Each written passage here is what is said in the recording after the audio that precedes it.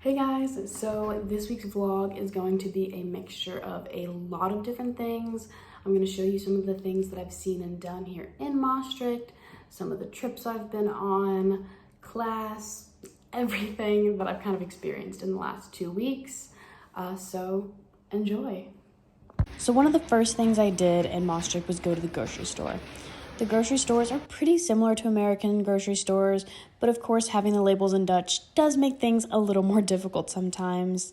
But lucky for me, they very clearly label their vegetarian options, so I never have to worry too much about what I'm buying. And of course, I had to get these adorable donuts that I'm showing you now. But Maastricht also has so many beautiful buildings and tons of bikes. Okay, so something else I want to talk about is public transportation and bike culture here in the Netherlands, because that's something that was very new to me. So Maastricht is a very walkable city. If you want to walk, that is totally fine, but most people prefer bikes.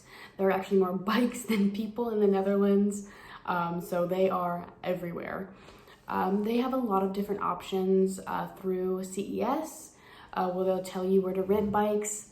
But if you are like me and you are under 5'3", you may have to buy a bike. So most adult bikes don't fit people who are under 5'3". So I actually have a children's bike, but it was less expensive than my friend's.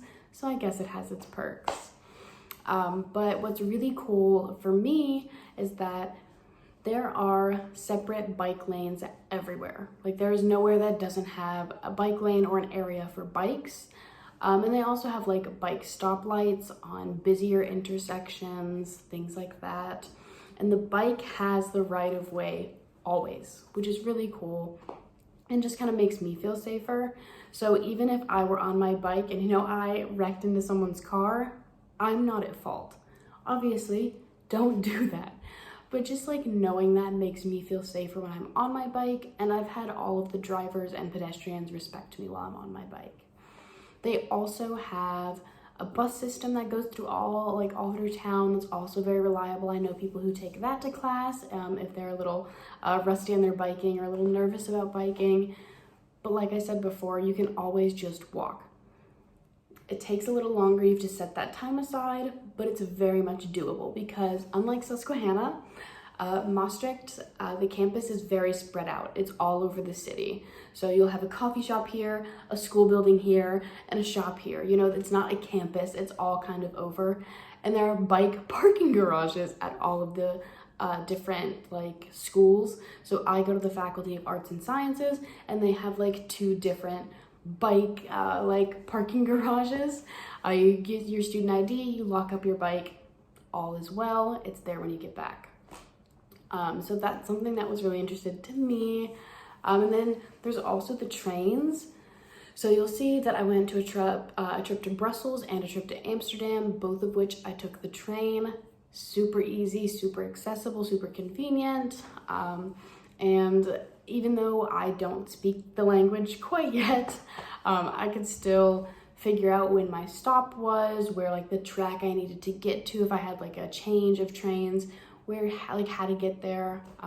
So I definitely feel very comfortable with their public transportation because they do make it easy because so many people use it. A lot of people in the Netherlands don't even have cars. And if they do, it's more just so they use it for long distance trips and they don't use it for everyday life. So that's definitely something different to look out for. So here are some local spots that my friends and I have explored in Maastricht, including a really cute cafe where I like to get coffee before traveling because it's right across from the train station. The main train station where you can also buy an OV chip card, which is something that's really handy to have. You can load up money on it and then it works for all of the buses and train systems in the Netherlands. So definitely recommend it. We also saw different buildings around downtown and the square, and a bookstore that used to be a church, which is absolutely gorgeous. It also has a little cafe inside, which is a great place to do homework if you're looking for kind of a quiet spot. Life at Maastricht may be a little different, but there are always things that you're going to do, like celebrating a birthday, which we did our second week for our friend Sophia, and it really made all of us feel just a little bit more at home. The next weekend, we took a weekend trip over to Brussels, Belgium by train. This was my first time ever taking a train, and it was so pretty. We bought our tickets beforehand, and it was a super simple and inexpensive process. It was also really easy to change trains. You'll see this beautiful train station in Liège, which is a small city in Belgium where you'll have a lot of transfers if you are traveling that way. But of course, once in Brussels, we went to all of the famous sites, such as the Grand Place, the Palace. We went and saw the Mannequin Pis statue, which is a very, very, very famous statue there. A beautiful church, and then of course, we had to get a famous Belgian waffle. Then we hopped over to the Brussels History Museum to learn more about the city, and when we came out, we were greeted by some farm animals that were crossing through town, and of course, I had to have my picture taken with the miniature donkey. It was so cute. But that night, we decided to go out to a bar called Delirium to try some Belgian beer, which I actually enjoyed. On our way back to the train, we spotted this huge Smurfs mural, which was there because the cartoon was actually created in Belgium. I didn't know that. I thought it was really cool because if you're anything like me, you loved the Smurfs as a child.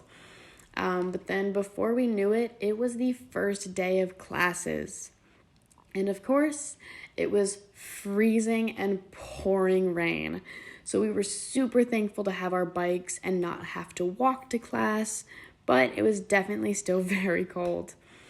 Most of my classes are in a typical lecture hall with seats that have pull-out desks, and they're all pretty small and have less than 50 students in the lectures and less than 15 in the small tutorial sessions.